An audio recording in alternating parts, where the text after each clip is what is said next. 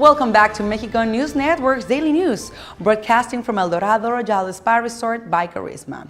Remember to follow us on Facebook, Twitter, and Google Plus for more information, and visit our website www.mexiconewsnetwork.com.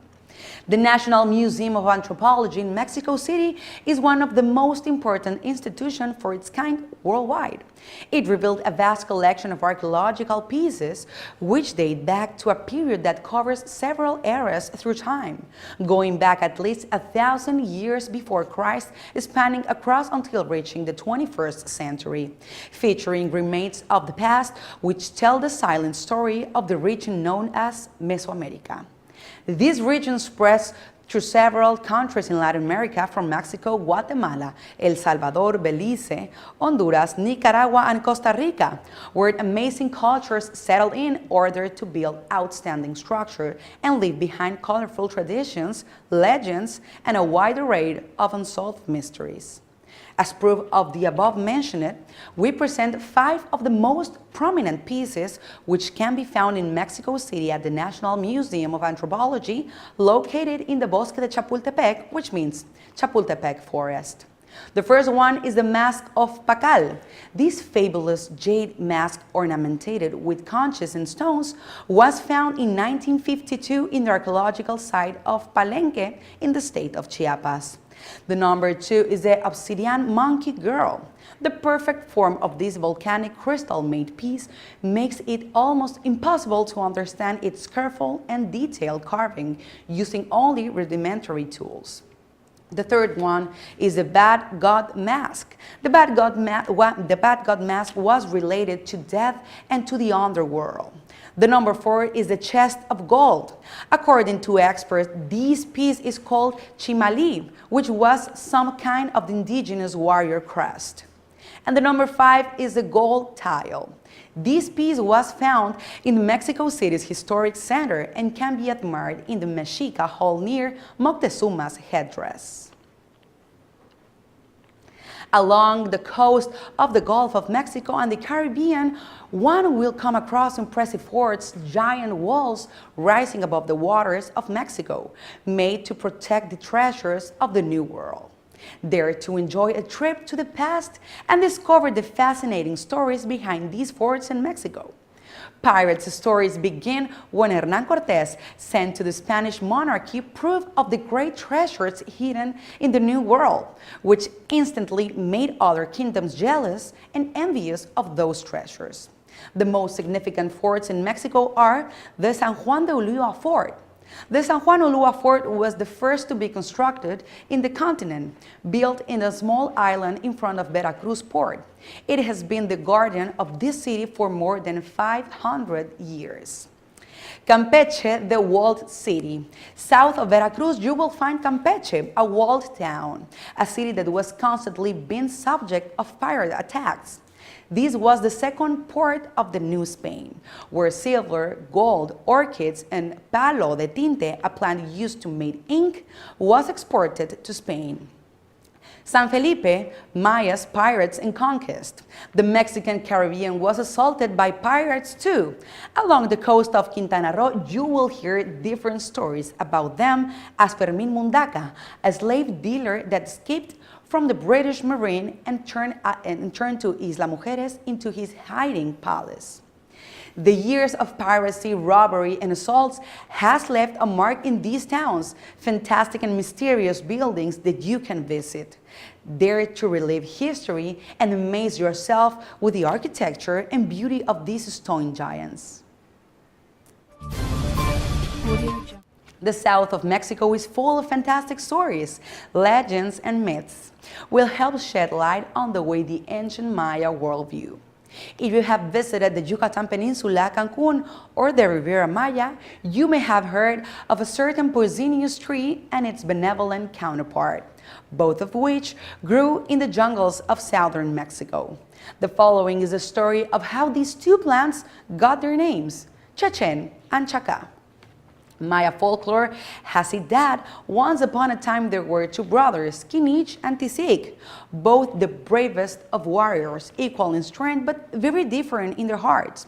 Kinich, the younger of the two, was a kind soul, warm as the sun, and he was said beloved by all the people of their village. Tisik, on the other hand, had a cold and angry soul. Some would even say he was fury personified. One day, Kinich met Nikteha, a beautiful young woman with dark eyes, a sweet smile, and a warm heart of her own. The most splendid creation of the gods. Unfortunately, Nikteha's beauty was not lost on the cold-hearted Tisik. As it sometimes happens, both brothers fell in love with the same girl. It just so happened that Nikteha's kindness was such that it managed to make Tisik's cold heart melt. He soon found that could not let her go, and thus challenged his brother for the love of Nikteha. Anxious about the nearing duel, the gods filled the sky with dark clouds and hid the moon with several nights. Unfortunately, the battle ended tragically. Both brothers died, and the villagers mourned the loss of their two warriors. In the underworld, Tisik and Kinich were ashamed of their quarrel, realizing they would never get the chance to be with their beloved Nikteha again. Thus, both brothers begged the gods for a chance to see the lovely maiden one last time. The gods sort of granted their wish, transforming Tisik into a Chechen tree with his dark soul turned into the black poison sap that this date burns the skin for anyone who touches it. Kinich, on the other hand, was reborn as a Chaka tree, the sap of which heals the hurt and pain caused by his brother. Because of this, a Chechen tree will always be found close to a Chaka tree. Unfortunately, Nikteha also met a tragic fate. She died of true grief upon learning of the two brothers' deaths. As they did with the two brothers, the gods transformed her into a beautiful white flower that grows by the water. Since the origin of life, mankind has believed in magical creatures. However, the characteristics of these beings seems to meet in some point in almost every single culture across the world, without distances being a point of matter. It would appear that thousands of kilometers didn't isolate these creatures such as gnomes, fairies, and leprechauns from a single geographical locations. Legends tell that they can be playful, can play tricks and jokes, but can also bring diseases and death if they are disturbed.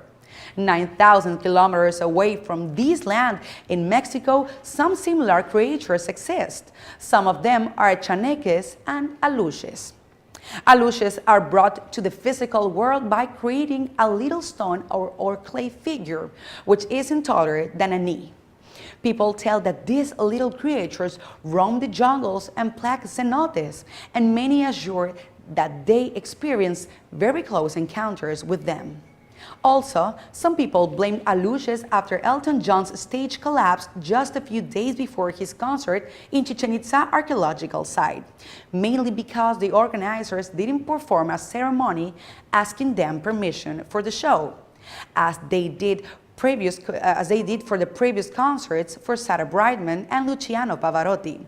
So, are these stories that are constantly heard around the globe true? Or how could these ancient cultures have contact in order to share these kinds of legends? Some theories suggest that the Scandinavian pirates landed in America, spreading their beliefs among natives. The truth is that even in present days, people still take into account these creatures and they worship them and even fear them, letting them to be part of everyday life. Well, this is all for today. Thanks for watching us broadcasting from El Dorado Royal Spa Resort by Charisma. I am your host, Sofia Rattinger, and do not forget to follow us on Facebook, Twitter, and Google+. And log on to our website, www.mexiconewsnetwork.com, for more relevant information about Mexico and the world. We'll see you the next time.